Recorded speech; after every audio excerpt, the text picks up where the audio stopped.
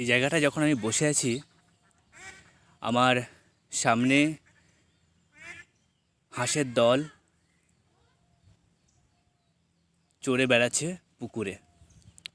অনেকটা বড় একটা পুকুর, চারিদিকে নিরিবিলি, শুধু হাঁসেরই শব্দ চারিদিক দিয়ে ভেসে আসছে আমার কানে।